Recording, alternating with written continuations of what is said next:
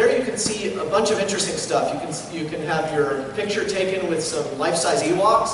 You can look at a bunch of Darth Vader cases that different collectors and artists made for a new thing we're trying based on the vintage Kenner Darth Vader case, where we're doing custom cases that we're going to have for auction and give the proceeds to Make-A-Wish Foundation. So one of the things you'll see at the beginning of each panel and between each panel is a set of slides where we thank the dozens of people that really make the Star Wars collecting track possible. And something behind the scenes, what goes on every time we do Celebration, is we have dozens of volunteers, artists, people who sponsor all the giveaways that we'll mention in a second, and then of course all the different presenters. And there are many people that really make this possible, and we want to really do a shout out to all of these people. So a few things, many of you probably know about our Star Tots. They're a concept based on kind of a vintage Kenner concept for a preschool toy, and we have examples of them in these big displays up front. You see there are 20 different ones. And the idea is we will have one at each panel. So as you exit the panel, at the end of the panel, you have to, it's only at the very end after we've taken questions, you'll exit through the front doors and you'll get your Star Tot on the way out. If you happen to attend all the panels, you can get a full set of Star Tots, because there's one for each panel. And any extras we have, we'll give out on Sunday afternoon. So if you miss some panels, you'll still be able to complete your set. A few things, miscellaneous things, cell phones, silenced during the panels. You're certainly free to leave at any time. But there are hall passes if you really want to get back in the room. So if you want to get back and get your Star Tot on the way out, it's okay to take a break, but the volunteers can help you with that. And then on your way out, everybody with a badge gets a Star Tot on the way out. So without further ado, I want to kind of introduce our panelists. So we have Chris Drogoulias, Ross Cuddy, and Chris Logley, who are going to present on Celebration collectibles, which, Celebration itself has become such a big thing in terms of collectibles, not just the official ones, but the ones made by fans and collectors like you, that we wanted to devote a whole panel and be meta about it. So please give a round of applause for our panelists.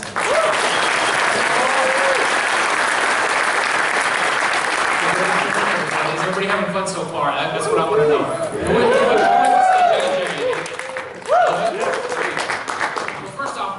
Have a show of hands. Who has been to, just curious, every celebration here in the U.S., not the international, but everyone's in the U.S. Wow.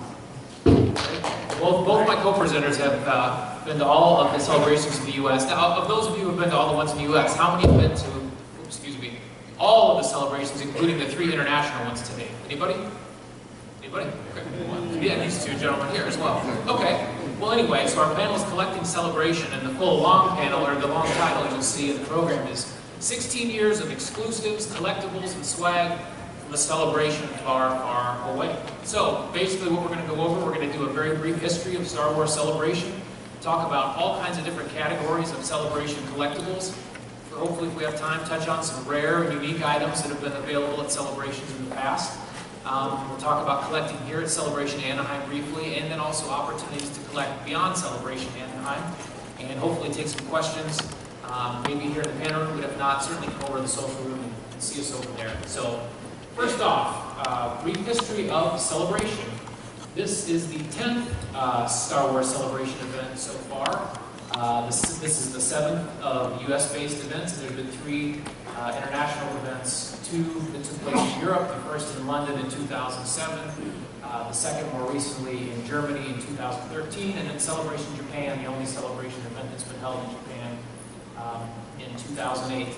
And so far, attendance-wise, I think it's Celebration 4 was the largest in terms of attendance, but I guess you have some sense of this, and I certainly have a sense of it walking around down there on the floor today.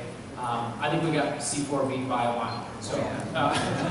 So let's jump right into these categories of Celebration collectibles. The first item we're going to talk about is some pre-celebration promotional items. So things that were even released or relate to something even before Celebration happened or started. We kind of say on this one, is this the first Celebration-related collectible? And we kind of put our heads together and we think it is. This is a sticker that was offered through the fan club promoting the first Star Wars Celebration in Denver in 1999. It was also included in some exhibitor and licensing materials as well. So don't know for sure, but to kind of point to that, we think that's the first celebration-related collectible that's been out there. As I mentioned, there's also press kits, exhibitor kits that they've had for really every celebration, I think, up until about C6. I think maybe they shifted to an electronic or a digital format at that point, but including the ones in Japan and in Europe. So that's something that members of the press might have, or exhibitors might end up with when they sign up for their booth spaces. Something maybe a little more familiar to a lot of you, they put out promotional postcards, months before the event. Maybe at other cons they have them available. The different companies that have put them on have often offered them. Repop has offered them. We've got kind of a selection there. The one in the middle, I think featuring Gabe Christensen, was Celebration 2 in Indianapolis. Obviously, we're all here at Celebration Anaheim in the lower middle, and then the art on the right was from Celebration 5 in Orlando, and then most recently, Celebration Europe 2, the party comes to Germany on the far left.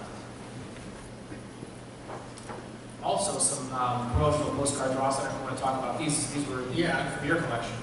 Often at the European celebrations and in Japan, they have their own unique cultural or flavor to their promotional items and their travel items. And this is just showing a sample of the promotional postcards for the first celebration here in London. It's just sort of a mashup of Star Wars and landmarks in Europe.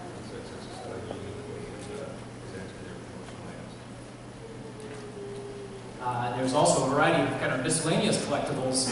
Buttons, you see on the far left there, a button the City of Indianapolis Chamber of Commerce and Convention and Visitors Bureau had put out, Indy Welcome Star Wars Celebration 2. The button to the right was from a party store. I don't remember which party store promoted it, but it was featuring a promotion for Celebration 5. The two items on the right are coasters that were available at some restaurants at Celebration 6 in Orlando. And actually, they're not actually separate coasters. They're two sides of the same coaster. So one side of the coaster is Yoda. We have the light side. Flip the coaster over to the dark side with Darth Vader.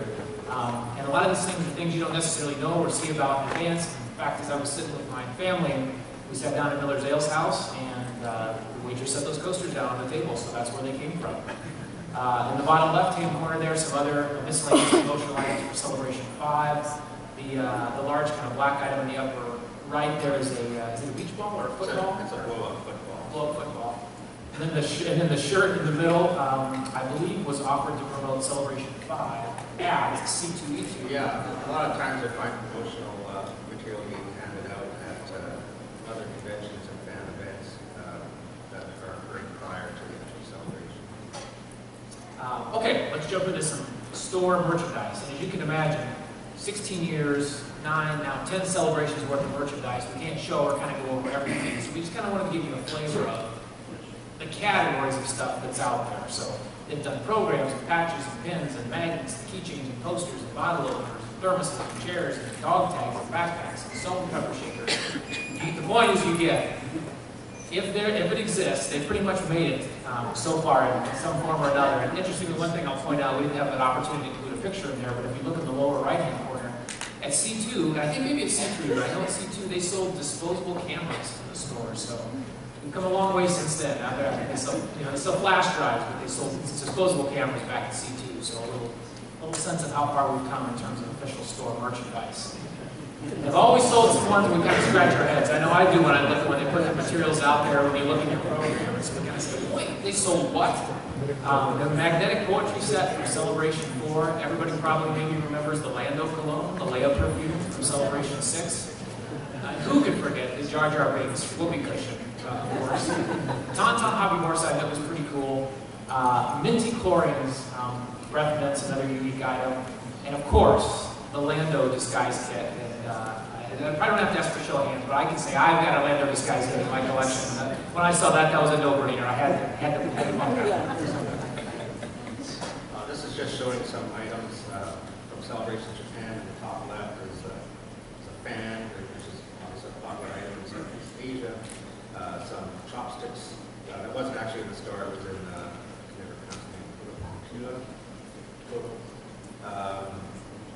there's I think it's Kuriko glasses. There's some Japanese art of etching glass. Those are like really, really hard to find. I still need a 3PO1 myself, but there's a blue R2 and a red R5 and 3PO glass. For just a promotional poster for Celebration Japan, or sorry, the official poster. That's the flyer, yeah. They had And also an exclusive set of postcard size that you get at Celebration. Yeah, the store has really come a long way over time. At Celebration 1, there was very, very limited merchandise offered at the store, and now it's just like going down to your local department store to pick up your Jar Jar Binks version. So, yeah, one of the popular items in Celebration Japan were these little eggs that you could purchase, and inside the egg were 2 bottle caps, and the whole idea was to collect a complete set, and that's what you see on the right. The Japanese, they really like to collect, and they really encourage trading, so you're really meant to buy these and trade to keep your set. And there was a couple individuals who virtually purchased a whole pallet load and never completed a complete set, and found out the reason why is because the one in the middle, which was like the ultra rare chase one, was never produced. So, yeah, there were 30 basic caps in the set, plus the chase cap, which was we don't have a close-up picture, it's a Clone Wars composite photo of different characters, and long story short, after opening many eggs, these particular collectors found no chase caps, and apparently they didn't get produced, but the end of the story is the manufacturer ultimately produced them. So I guess the squeaky wheel gets... There are some harm that do. Yeah. This is just showing some items from the first Celebration here in London, and the second one in Germany. There's the top left is a mug, which of course has the line map diagram of the tube system, which if you live in a large urban center, you're familiar with those maps. In the middle is the Death Star football or soccer ball, and that's a really, really popular item. It's a sort of a unique item that we find at Celebration where soccer or football is very popular in North America. A couple stars, this official Celebration European, Celebration 2 in Germany, the big Stein, which has some unique art on it, so it's a take on Casper the Schwanstein. And then the modal nose carry bag as well. So just again, just highlighting some unique European flavored collectibles.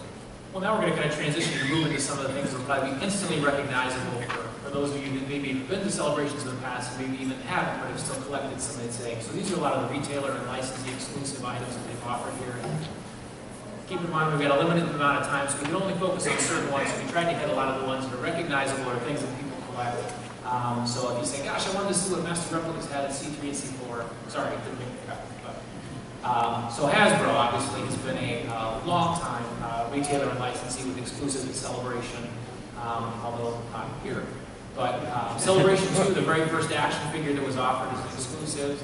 The George School action figure, hot item, Celebration 2. Many of you probably remember the lines to get that and activity at the store and some of the chaos at the store. Celebration 3, Hasbro also offered another exclusive figure, the talking Darth Vader figure, which was limited to 50,000. Without question, this was the hottest item at C3.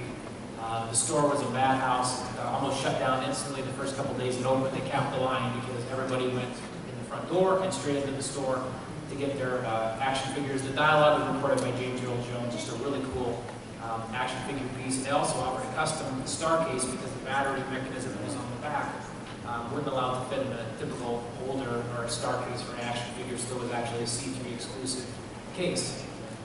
Celebration 4 and then Celebration Europe in 2007, the series of McQuarrie figures kind of debuted. The droids, C-3PO and R2-D2 were at Celebration 4 exclusive in the Celebration store, and then also at Celebration 4 in the middle, the Luke Skywalker McQuarrie figure was an exclusive for Hasbro Toy Shop. And then on the far right, you see, again, the droids, which were offered at Celebration Europe. And really, the only variation there, you'll see it has the Celebration Europe logo sticker on the packaging. The figures are the same, I believe. Was the card? No, just the card was the same, just the sticker. Yeah. Celebration 4, Hasbro has also in the past typically given away card backs for free. They just set them up there on the table. You can come and help yourself. These are the series of 3 that they offered, one each day at Celebration 4. And also at Celebration 4, they gave away coins. The one on the, and Celebration Europe, pardon me. The one on the left is the coin offered with the logo from Celebration 4. The one on the right is the coin with the logo offered from Celebration Europe, and in the middle is the reverse of the coin. Interestingly enough, when they were putting them out, Ross and I talked about that, a lot of people found a handful of Europe coins at C4, so everything must have got mixed together at the manufacturer or at Hasbro at the warehouse or something, but there were a few Celebration Europe giveaway coins that made it on the floor at Celebration 4. And that was even before Europe was announced. Yeah.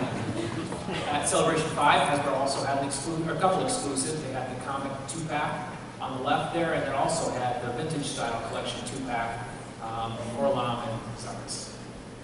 Also gave away some card backs at Celebration 5, featuring characters in the vintage line with the remainder of the set packaging, and also kind of a neat poster that they created, the Gone with the Wind, Empire Strikes Back Style A, featuring action figures. Another exclusive, another retailer everybody loves, Gentle Giant. They've had exclusives since Celebration 3. The Sand Trooper bust there, and then also at Celebration 4 they had the Green mini bust and then the Yoda bust, and those were each limited to about 2,500 apiece.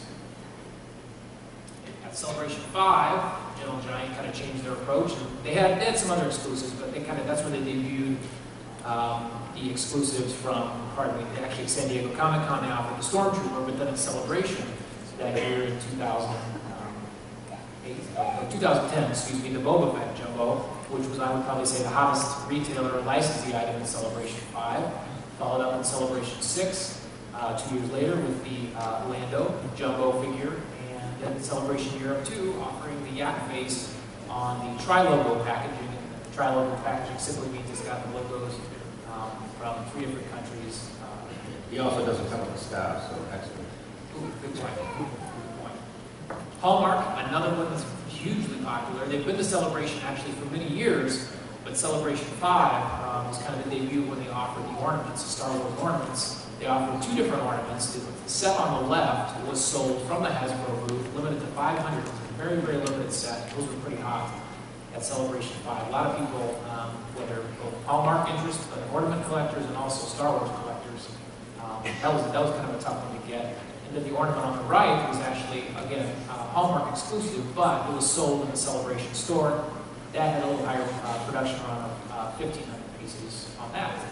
They also started giving away buttons each day, one from the ornament minis and one from the product quotes. Started at Celebration 5. Celebration 6, also an exclusive ornament set. A lot of you probably remember this one. That had a little higher production run as well on that. Lego, popular exclusive, or popular retailer and licensee. A brick that was offered in 1999 at Celebration 1, and then playset from Celebration 4.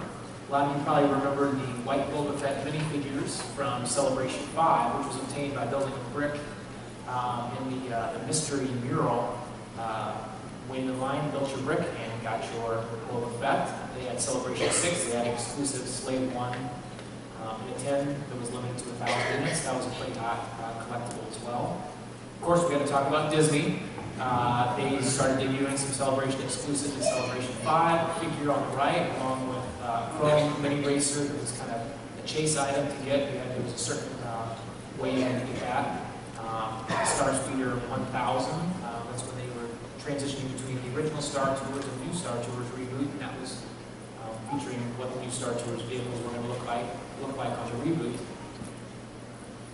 A real cool item they had in Celebration 5, they had these mini posters, a total of 6 of them. We got 4 of them pictured there, again featuring Disney characters and some of the Star Wars poster themes, poster representations we've seen in the past. There was a 5th poster that featured Kermit and Miss Piggy, and then there was a 6th poster that showed all 5 of the posters.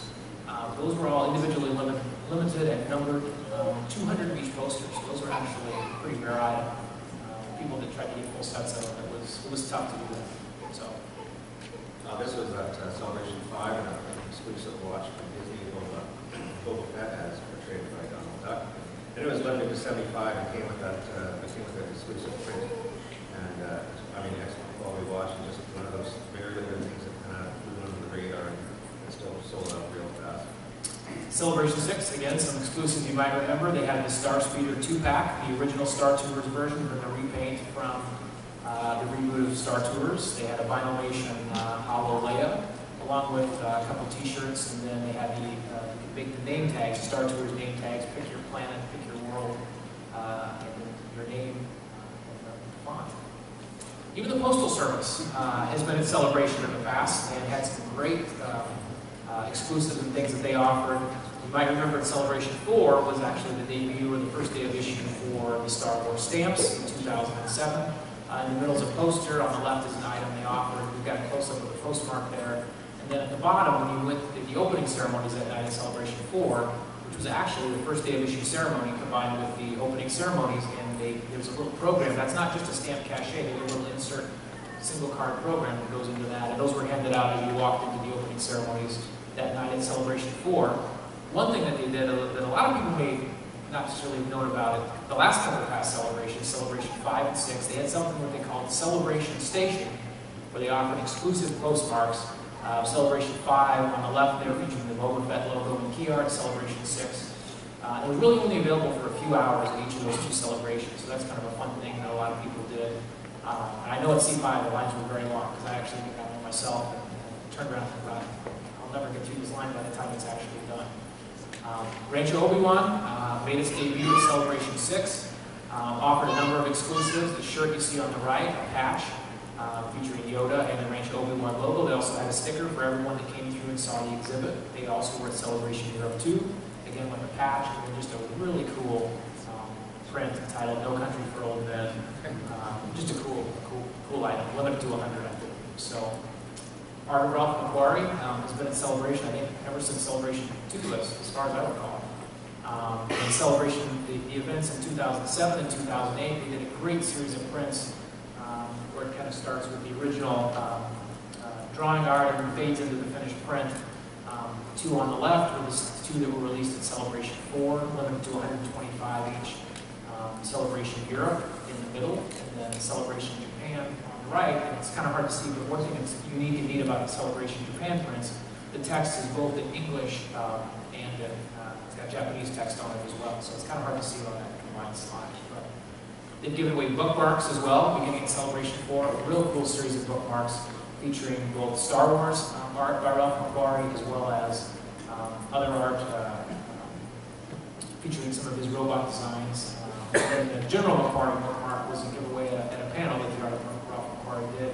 The ones in Europe are on the right, series of 12 featuring Ralph McQuarrie as well as examples of his artwork as well.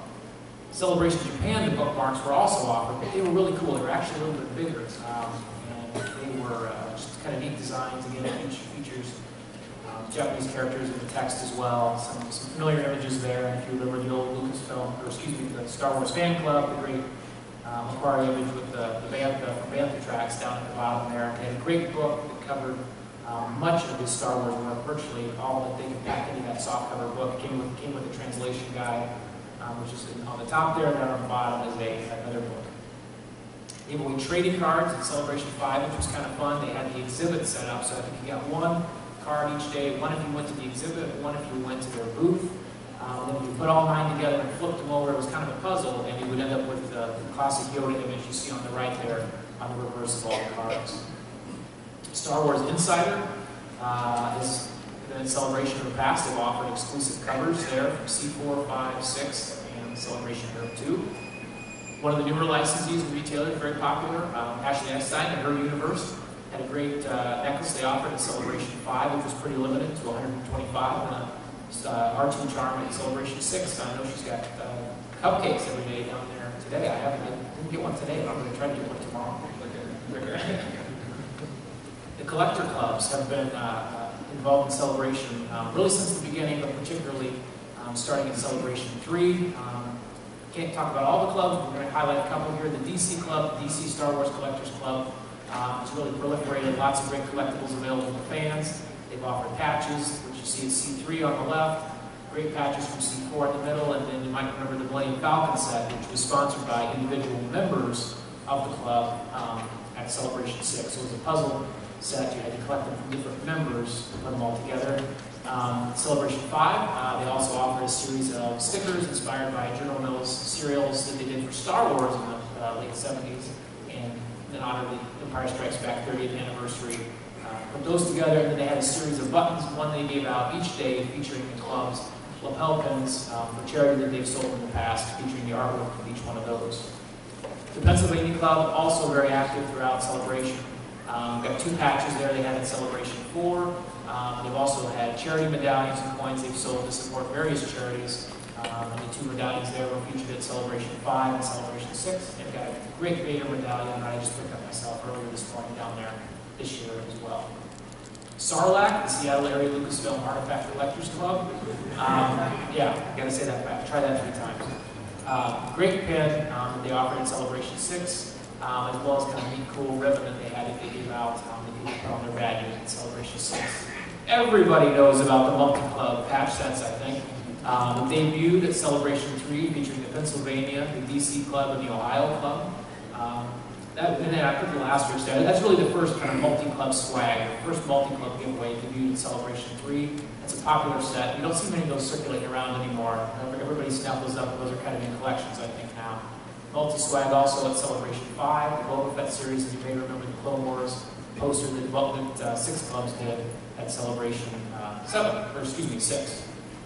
Fan organizations, again, we can't touch on everyone, but we're talking about the 501st and the Rebel Legion, Jedi Assembly, Jedi Temple, things of that nature. So here's some Legion exclusive Celebration patches that they've had from past celebrations for Europe, Japan. The Droid Hunt is a popular activity available at Celebration. So I think they give out the badges on Friday, and this is one of the artists did a badge, and he also did a print, and if you got his badge from the 501st, he had a print, and if you went and saw him in his booth, he would give you that print. So kind of a cool collectible from Celebration 6. The 501st always has a get-together called the 501st Bash. They have some unique collectibles that kind of come out of that. Across the top row on the far left is a coaster by Official Picks in the middle, and then a couple other items that they've offered in the past. Just gives you a flavor of what they've had. One thing that was very, very cool that they had at the Bash at Celebration 6, they had exclusive trading cards, packages of trading cards. And each package either contained an artist sketch card, or the package contained a special foil card. So those are some examples of the artist cards that came out of those packages. Just a cool giveaway, cool collectible for the Bash. Rebel Legion has also had patches in the past as well. Websites and podcasts, I mean, there's been all kind of collectibles relative to that in Celebration. We'll just hit on a few of them. Rebel Scum, a lot of people are familiar with Rebel Scum. They've offered a variety of pins and patches since Celebration 2. You can see those reflected on the slide there. Patch and pin, kind of similar design.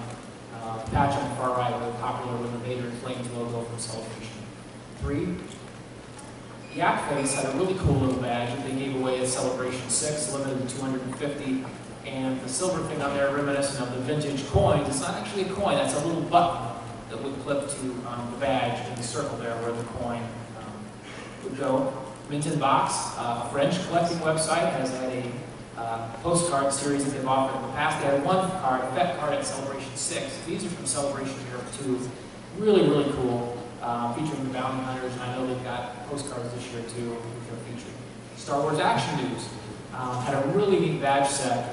The year that they were going to cons, they did a series of badges featuring McQuarrie. And these were both from Celebration 6. And when you put them together, one was their general badge they had for the con, and the other one was they had a party at Celebration 6. You put them together, you get a classic Ralph.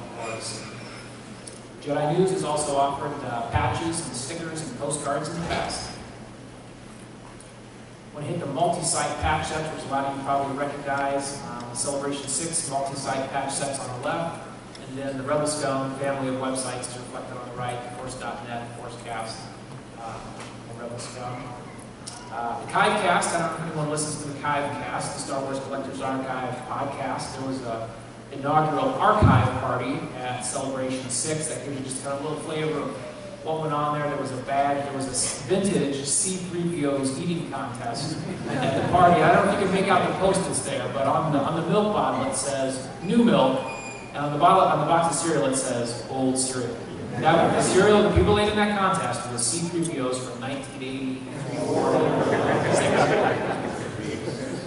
And the pin the tail on the Headman game, and they had a great, the party was designed to benefit the Save the Humanity Foundation, and these were some archive party card backs that were exclusive, that were designed.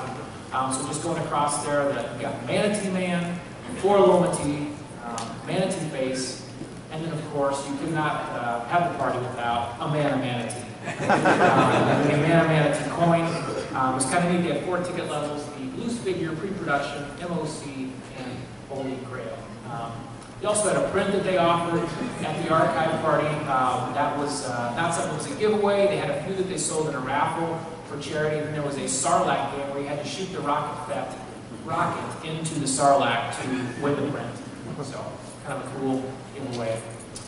Before we get to this, I just want to say all these fan sites and collective clubs, they are set up out on the show floor. And the reason we're doing this presentation today early on is so that you guys get aware, you're aware of things that are being made, and you just to give you a heads up. So you can go on the forum, you can get patches and pins and all this stuff. A lot of these people are giving it away to promote their organizations. So check them out on the forum. The autograph program is something that's really changed dramatically over time in Celebration. There was no organized autograph program at all at Celebration 1 in Denver. It made its debut at Celebration 2, and the autograph program basically features actors, actresses, voice talent, behind-the-scenes personnel. And it's really one of the areas of collecting in Celebration that has absolutely exploded since Celebration 2. So there's just an example of some of the lithographs and signed photos that have been available at Celebrations past. And it's kind of hard to see, but each one typically has a logo on the bottom of the photo so you can identify where it came from. So represented on that slide, R2's from Celebration 2, Vader's from C3, Leia photo signed by Carrie Fisher's from Celebration Japan, and then on the bottom, Celebration 5 and Celebration Europe 2. They also had some other neat lithographs they offered only in Celebration 4 and then Celebration Japan, a series they called Master Picks. They had one photograph for each of the attending guests, so you can kind of see what those look like. A little different setup, a little different design. Those were pretty popular. They've offered ticket sets for the headliners. They're also not Yeah, at Celebration 5, 6, and in Japan, for the headliners, you would get one of these really nicely done official tickets that you would use to forwards or autograph. And they, in turn, became very highly collectible. A lot of people were upset that they would be taken from them when they went to redeem for their autograph and the director torn. But official picks did make them available after the shows so that people could obtain them and keep them for their collection. And that Celebration Japan shows a set of the Celebration Japan tickets all nicely framed up. In the photo on the right, I've got it labeled "You Rebel Scum." Everyone remembers the line, of course, from Return of the Jedi. Official Picks did a neat thing in Celebration 3 in conjunction with Rebel Scum. Barry Holland, the actor that played Lieutenant Renz, was there signing autographs. And one day at the Rebel Scum booth, and the rest of the time, and had a neat exclusive picture that they offered there. So most of them, I think Barry wrote on them. For my friend so and so, you Rebel Scum. So that was kind of fun. A lot of people like that. It was a neat photo they offered. Pins have become very big at Celebration, and pins have also been available in the autograph program. These are some examples of volunteer, staff pins, and VIP pins from Celebrations past. You can see a lot of them incorporate the same key art that's used at Celebrations. And pins were only available to volunteers or staff or VIPs, but they actually had a series of pins you might remember from Celebration 5. Pretty limited. They were limited to 150. It was free with the purchase of an 8x10 metallics photo. Metallics is just a different finish photo that they offered. One for each of the attending characters featured there, not necessarily one for each actor, the characters that were featured. That was a really cool series. And you'll see a framed up example there. They didn't sell framed up examples. You only got the individual pen. That just shows you kind of what the variety of things that they offered. They also had a trading card set they offered at Celebration 5 to those who pre-ordered a certain value, $200 in autograph tickets ahead of time. The Ultimate Autograph Set is something that they started in Celebration 2. Includes one of every photo or lithograph signed by the guests. So Carrie Fisher had 5 different photos to choose from. You would get 5 photos in that Ultimate Autograph Set. So literally one of every signed photo. Very limited editions you can see there. They also included chase autographs. And Ross has a picture there of the chase autographs that were offered at Celebration 2. When we say chase autographs, what we mean is in the set you got all the basic photos, and there would be one bonus photo included, a chase photo signed by one of the guests there. You can see the sets have been very limited over time, and now here in Anaheim it's even more limited to 5 sets. Wait till you see the price. When I picked my set, I chose poorly. Yeah, not below these days. Yeah, and just to give you an example, so the Celebration 4 set, we shrunk this down as much as possible. There it is. That's what it would be. All those photographs, 8 by 10 photographs, that's what an ultimate autograph set looks like. So, of course, everybody here is wearing a badge, and badges have been collectible right since Celebration 1. And luckily, there's been ways to get sets of the badges. At Celebration 1, you could get a set for the fan club. Celebration 2, you could order them. They came in a tin lunchbox with a lanyard and a disposable camera that was mentioned before. They upped the ante a little bit again. At Celebration 3, you got them in a nice wood case. And then at Celebration 4, you put them in a metal sort of Rolodex thing that was not quite as great as a wood case. And then after that, it really went downhill. You just got like little cheap plastic cases, and then you no longer got cheap plastic cases, you got a rubber band. Exclusive. I have one. And the programs, every Celebration's had an official program, and this slide just shows through Celebration 1, 2, 3, 4, 5, 6, and the 2 European Celebrations, Celebration Japan, which usually demonstrates the key art for the whole celebration. Art, I could spend the whole day talking about art. I did a quick count over the years. There's been at least over 75 individual artists who have attended. The formal artist alley, as we know it, started at C3. And the nice thing about art is, as I mentioned up there, is it's subjective, and so there's a little bit of something for everyone. And of course, there's a lot of fan favorites, Vanderbilt, Hughes, Dorman, Travas, Rude, Palmer, etc., etc. And most of these artists are official Lucasfilm sanctioned artists. And this just shows a sampling from all the different celebrations we did from art, Celebration 1 through to Celebration Japan. The one from the second from the left, the Adam Hughes print is probably, in my opinion, the most popular print out of all the celebrations and has retained the highest value in the aftermarket. Some of the artists who attend celebrations use themes in their print. So this shows an example of Kat Stagg's work of her propaganda type style posters from C4, C, Celebration Year 1, C5, C6, and C7. And sort of, again, when I mentioned about the unique European theme at Celebration Europe, the first one, and those postcards, you could get a series of larger prints with the same designs on them. And at Celebration 2 in Germany, you have a woodcut pattern invader there of the old knight style, and then Ralph McQuarrie image, pre-production concept piece, playing off Castle Neuschwanstein in Germany. And then Celebration Japan, the one on the left is by an artist, his name is Madonna, and that was the most popular print at Celebration Japan, and the first one to sell out, and it was just crazy popular. It's a very nice print. Brandon Martinez is in the middle, again showing a Japanese stylistic approach. And the last one is an exclusive print that was available to VIPs at Celebration Japan, and it's done by Sanda. Okay, so we're going to hit this really quick with some fan-made collectibles and swag. You might see a lot of everybody, there's lots of people walking around, things around there that look like we need to go to the chiropractor on Monday, but it's another area of collecting that's kind of really evolved in Celebration. In Celebration 3, what we're talking about, these are items that are made by fans. Nothing is sold. These are things that are given away or traded with friends, fans, other collectors in their collecting groups, between collecting groups, things of that nature. So here's just an example of some pins and patches in Celebration 3. Some kind of neat things, and I love that patch in the upper right. I have looked for that thing since Celebration 3, so if anybody's got it, come talk to me. Collector, very everything t-shirts. Collector Sky Payne, vintage collector, and one of the hosts of the Kayakcast, and did t-shirts. The Moisture Farm, Takeoff on Pepperidge Farm cookies from Celebration 3. The Uzai Kutuama 4, Celebration 4 t-shirt he offered at Celebration 4.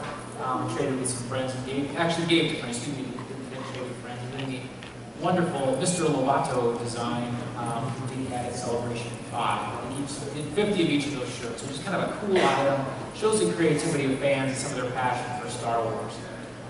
Celebration 5, again, start to see some things, different things that have grown in popularity. Patches, start to see a lot more patches.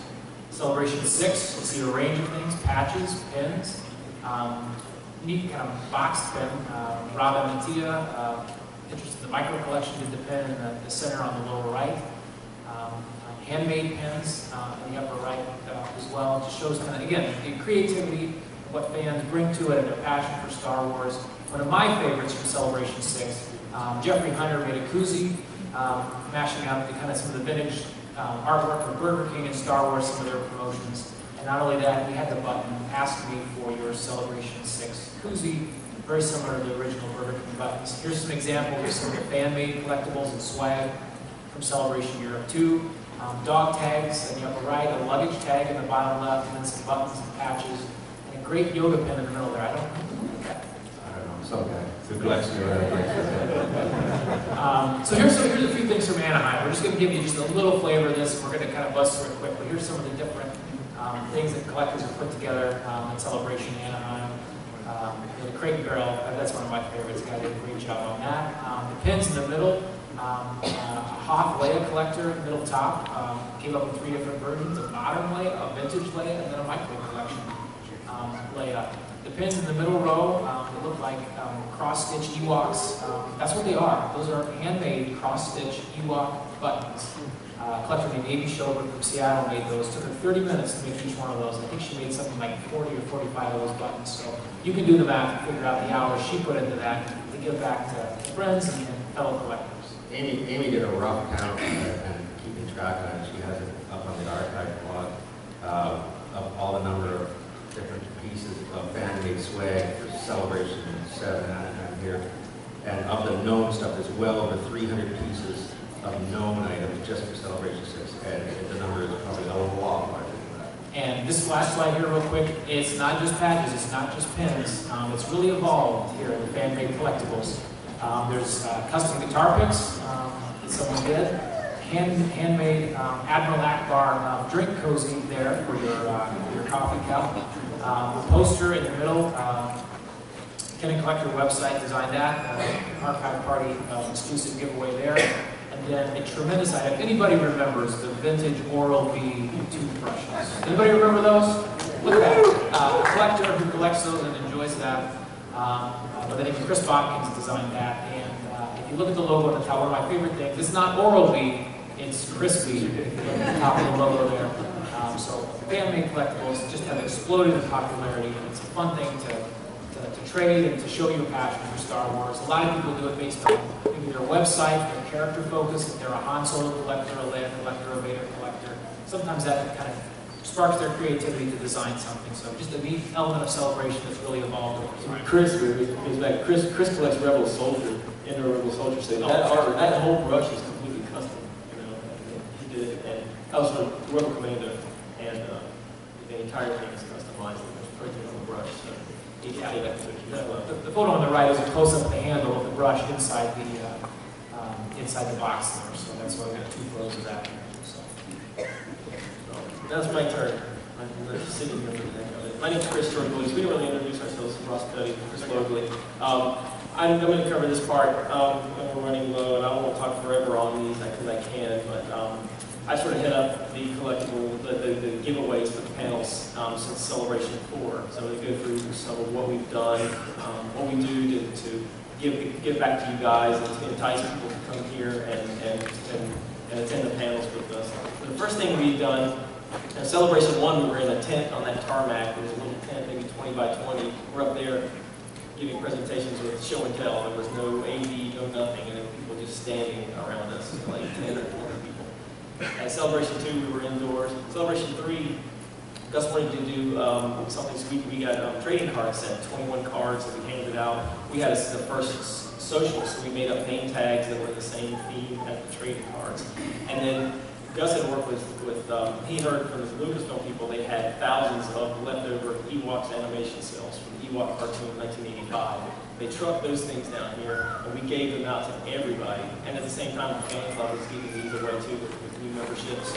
And we have some people would just ask, and they could just go through piles on the floor for days and hours and just look through animation cells. So that was a big hit too. And our biggest hit here was we started off with the medallions. We did a set of 12 for Celebration 4, and we did stickers and promotional posters and things in the vein of old Kenner designs, but all of our artwork here was based on the vintage Kenner line.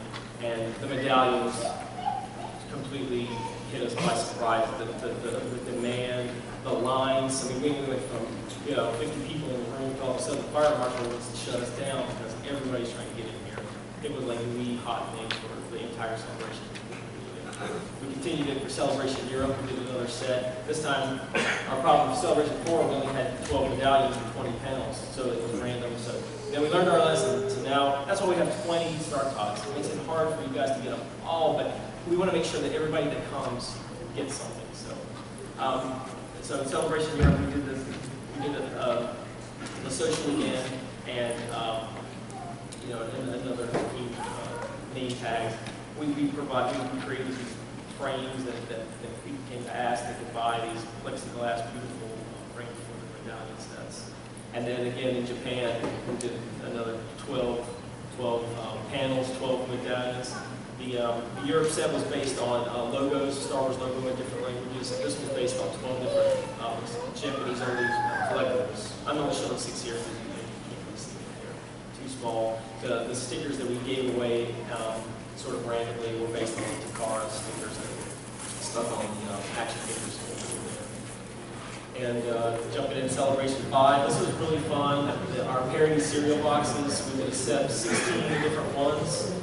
These were things we got together in groups and just came up with ideas. And these were amazing. When these took off on geek websites, I was following it on the internet, and I was just doing screen captures of all the places, and they were going nuts. And it was really fun. People who weren't Star Wars collectors or anything, they were just fans, and they liked it. The breakfast cereal was such an American thing, and they were familiar with all these. So these were hugely popular. A set of 16, and it was really nice. And they had little Cheerios in there, actually eat the cereal. And I know you all feel like that too. I'm sorry, I'll rush through here. And Celebration 6, the first set of Star Tots we did, they were based on the Star Wars characters. We took that line. Kenner was originally going to create the Star Tots, and they abandoned it. So we took the idea, made them a little flat, so we could have a full color. Came up with the idea to put them in little scenes, and this is all sponsor funded. People that are collectors and other fans and get together. We pool the money together, and we do this. We make these things. We assemble them. We spend 9 hours back here putting all the components together for these pieces. So 20 different ones. Ben, first time we did these Kenner style bins as well. We have an exclusive program which we have available here too in our social room, telling all about the event. That was the first time we did the scavenger hunt. We're doing the scavenger hunt again this year, so we'll giveaways for that as well. And then Celebration Europe 2, we continued in another round of Star Tot sets. These were based on sort of Power to Force figures, which was the last vintage line of figures, and did a like tri-logo style packaging. And then myself, Matthias Rendell, and Bill Cable were on a panel called Making Star Wars Collectibles. So we made a collectible for that, and we did a little exclusive button that was sort of like the free Apple Black Bar offer from the vintage figures, and we gave that to all the panels. So we did that panel against Star Tot and your exclusive Making medallion. And this year again, 20 Star Tots. Our artist, our background artist, Jason Peltz, he's doing an exclusive print. It's the carbon freeze chamber. And he's also done prints in the past on commission, and he sold through his website. He's got these available, and he'll be doing signings in our social room back here. And he's on the schedule, and you can get the prints there. And there's actually another scavenger hunt as well, but I didn't get images for that one. Okay, we're going to hit real quick. We're coming down to the end, but we want to talk about a few kind of rare, unique collectibles. Maybe something you didn't know about, something you hadn't seen before. So we're going to jump right into that. The first one is, there were these vinyl kind of canvas banners that were used at Celebration 1 in Denver. Kind of just general display banners. They featured five different characters. They made 96 of them. And they also used them, I believe, at the Lucasfilm premiere of Episode 1. And then I think they were sold to the fan club initially, and sold in another banner after that. But there's an example of one of those, pretty limited, but something that was at the first Celebration. They only made 96 of them. And it was signed by George Lucas. So you can see the banner on the right, and then I took to a close-up signature there, a close-up of George's signature on the banner. Another kind of unique one, again, not as necessarily as limited as 96, but Hard Rock Cafe. A lot of people collect those pins at Celebration 3. There was a Luke and Leia pin that they offered, sold out, boom, in 20 minutes, super fast. And I know there's all kinds of stories. Employees have certain pins that they have. Employees were trading pins for the Talking Raiders, and there was lots of trading going on at the Hard Rock Cafe in Indianapolis at Celebration 3. But that's a pin you don't come across very often. Key cards. Anybody remember the key cards from Celebration 3? There were certain hotels. There were 4 hotels in Indianapolis that offered unique key cards geared towards Celebration 3 with logos on them.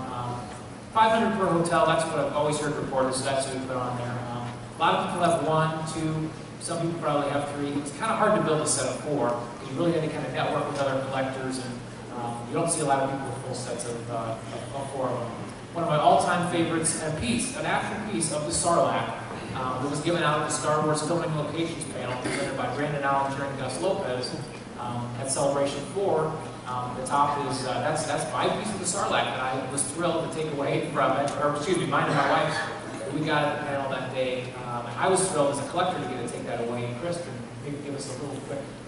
Really quickly, 2 days before the convention with Gus and Brandon works for the prop store, we're going to go out there. So 6 of us drove out to Yuma, Arizona, where they built the Sarlacc pit and Java sail barge. Well, after filming, they buried most of this set. So it is starting to sort of like pieces come up. The phone we found, literally it was like on the floor. Like you had to, once you knew what it was, and we went to Home Depot, got rakes and stuff, and you're out there raking around. I found a piece, no lie, a piece of like the mouth of the Sarlacc, the texturing and all that. And the San Diego Fan Society who's been out there, they showed photos on some of their forums. They found stuff out there, like they'll go out there on digs. In fact, Gus and the Seattle folks are going to go again on Monday and head out there. So we got a bunch of these pieces of foam, and Gus was like, hey, we can give these away at the panel, and that was...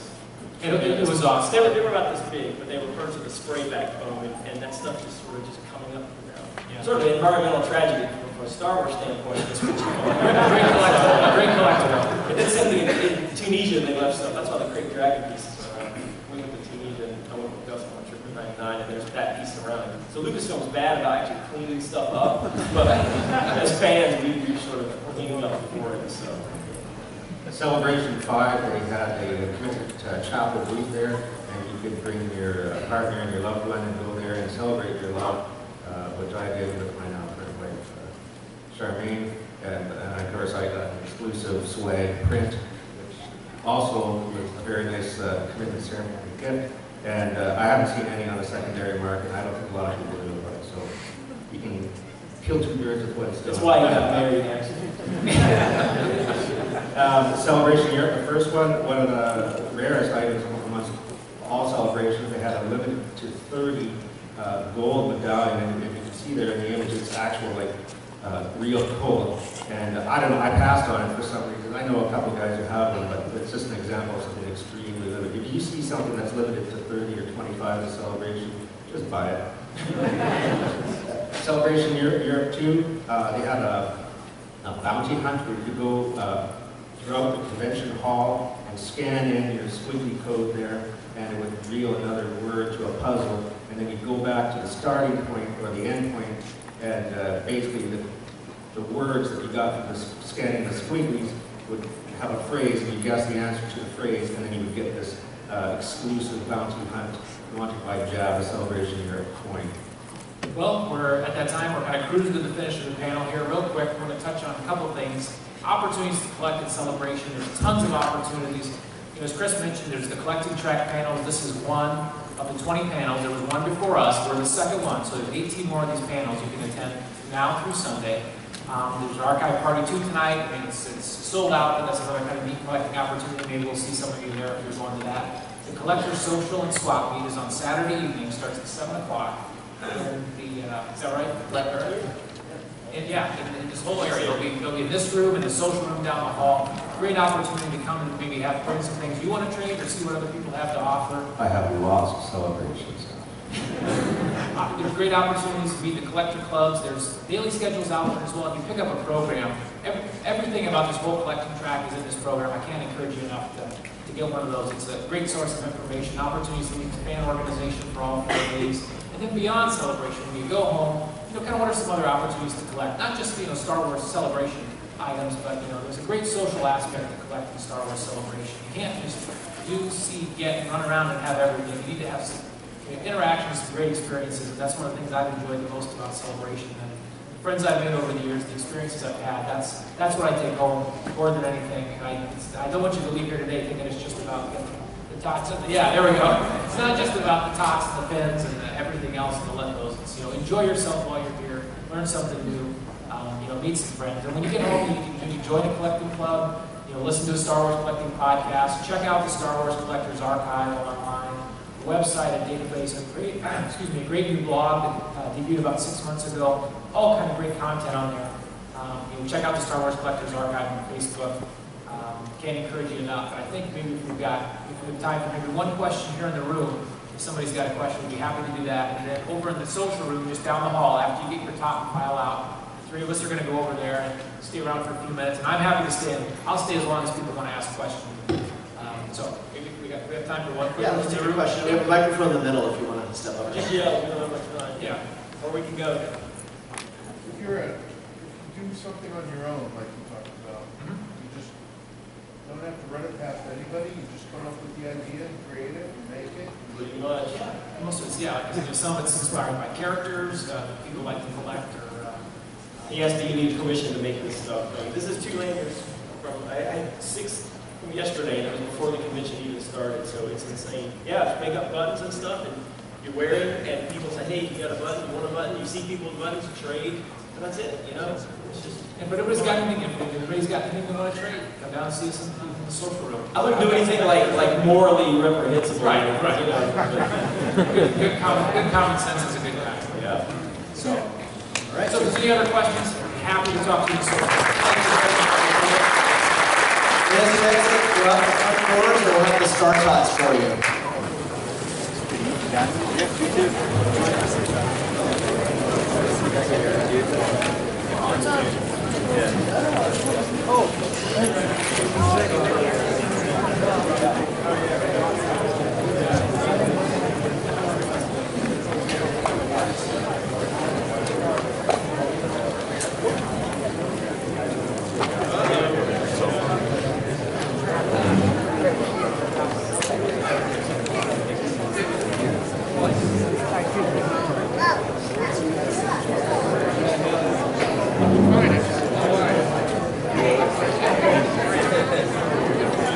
Of Elise.